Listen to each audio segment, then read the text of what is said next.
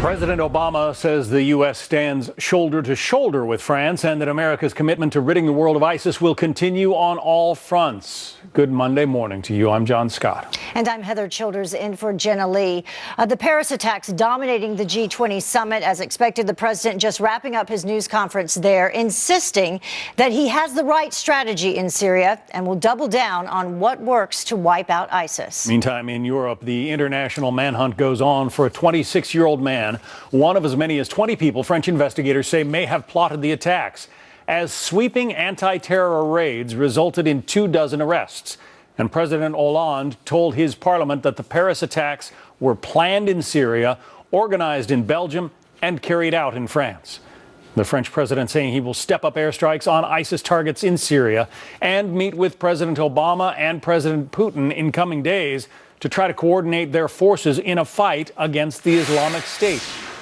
Thomas Joscelyn is senior fellow at the Foundation for Defense of Democracies. Walid Phares is a Fox News Middle East and terrorism analyst. So you have French President Hollande cracking down on ISIS, sending bombers in to attack known ISIS strongholds in Syria. You have President Obama saying that essentially he's got the right policy and he doesn't intend to make major changes. Tom, which approach do you see as being correct? Well, I hope the French president is serious about making a serious course correction here, because the problem that we face right now is there has been no strategy to end this constant stream of threats that have been coming out of the Islamic State in Iraq, Syria, and elsewhere.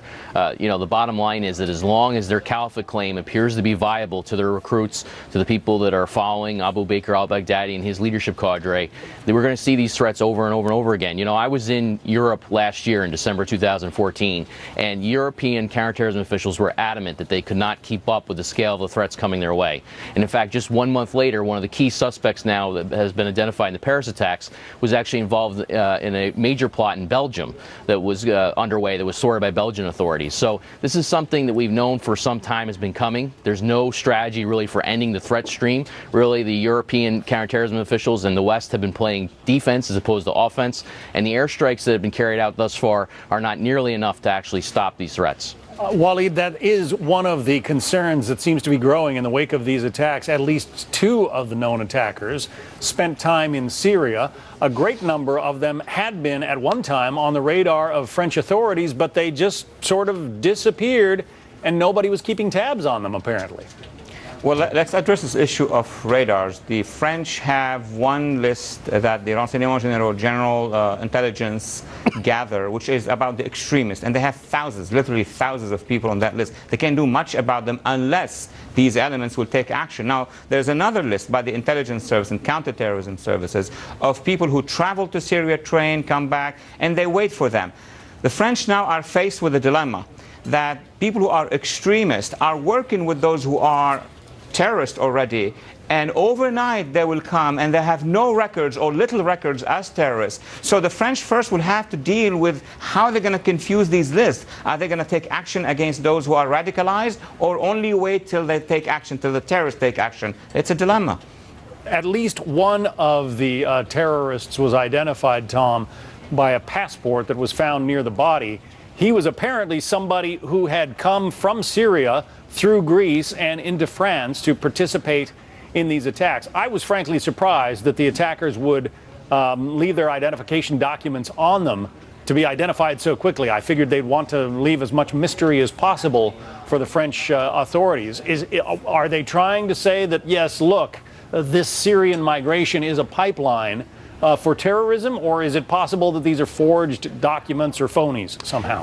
I think you raised a great question here, because I think it's very important that we get the precise details on this passport and the other paperwork that's been found on these guys, because I don't really know at this point what the precise details are. I see conflicting reports coming out of the media, but I was surprised, just like you say, that they would actually leave something behind like that. It's possible, certainly, that ISIS wants to stop the tide of migrants coming out of Iraq and Syria, because they're obviously obviously escaping the ISIS threat.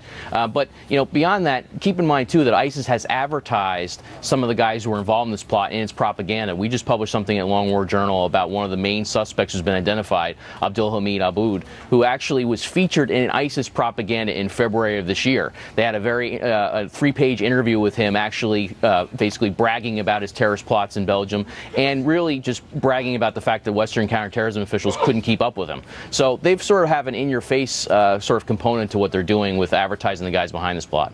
Now that we are starting to get a picture, Waleed, of the men who carried out this plot, it does seem that, there are some commonalities to each of them and that it shouldn't be that difficult, for authorities to be able to keep tabs on them and maybe pick them up preemptively.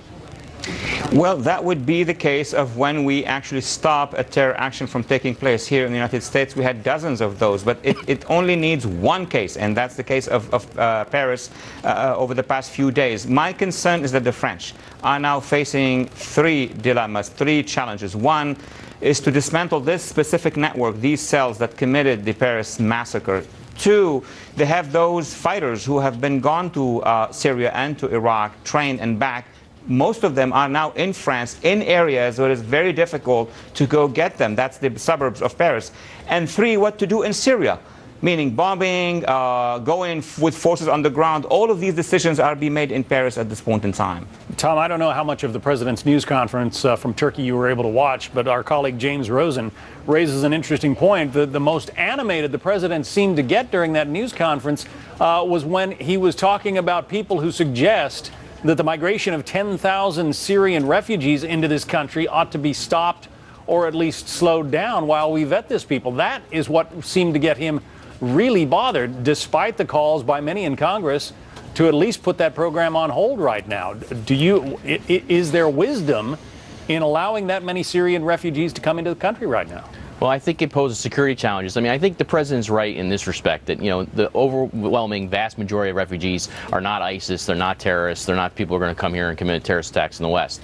However, the problem is that you have to pick out the ones who do have that intent, and it's certainly easy for terrorist organizations to place operatives within their ranks, and that's really the big problem here. But, you raised the point about what President Obama's rhetoric. Unfortunately, you go back through 2009, or even before that, before he was president, when he was just a senator and a candidate for president, this president has consistently downplayed the threat of jihadism. His rhetoric is in one direction over and over and over again. So it doesn't surprise me that he wouldn't get that animated now. I mean, this is a guy who called the Islamic State the JV of terrorism. This is a guy who had a debate with General Petraeus in Iraq about the terrorist threat posed by al-Qaeda in Iraq and the Islamic State of Iraq, which were the predecessor organizations to ISIS. So you look back through the whole history here, and this has been an administration that has consistently downplayed the threat of jihadism, and I think that's really not warranted. He was reminded about that JV quote this morning in a question, and he didn't seem to much appreciate it. I want to play that section for you now, and then Waleed, I'll get your reaction.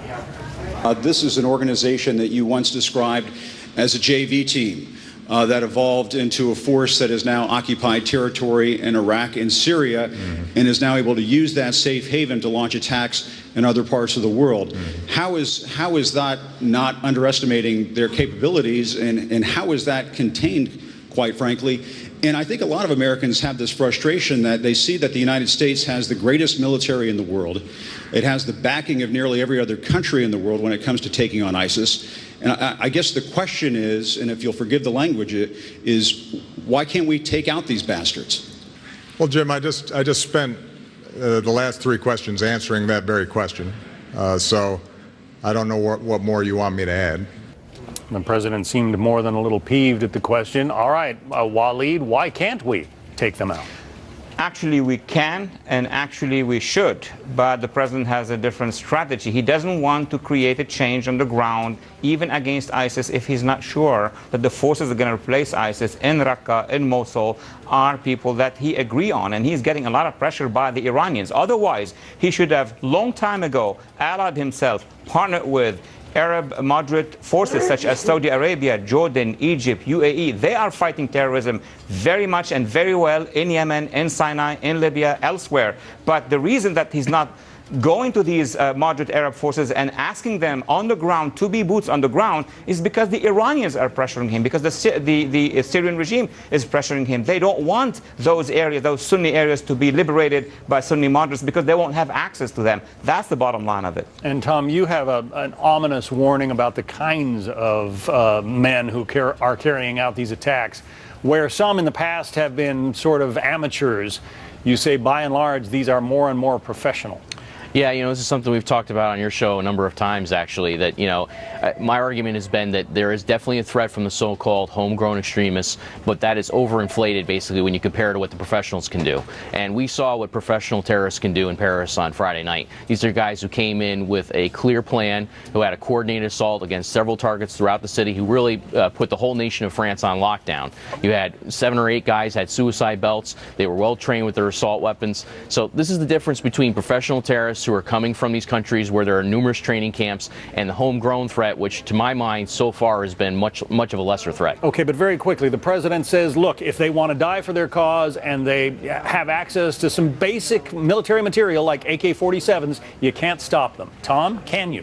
Well, you can. I mean, the problem is that when they receive training, that they become much better with that weapon. That's the difference. So, for example, remember there was this plot in Texas to try and shoot up this Draw the Prophet Muhammad event that was put on down there. Those 2 guys were aspiring ISIS fighters as well, but they were quickly taken out by local security forces. These guys in Paris were not quickly taken out by local security forces. In fact, the whole military had to be called in to try and get them. We saw the same thing in January, where you had 2 highly trained Al-Qaeda operatives went into the Charlie Hebdo's offices in Paris and committed a massacre. That was a very well-planned, detailed attack. We have to up the ante to basically stop these types of guys. The fortunate news is that the suicide bombers did not get into that stadium on Friday. Tom Joscelyn and Waleed Phares, thank you both.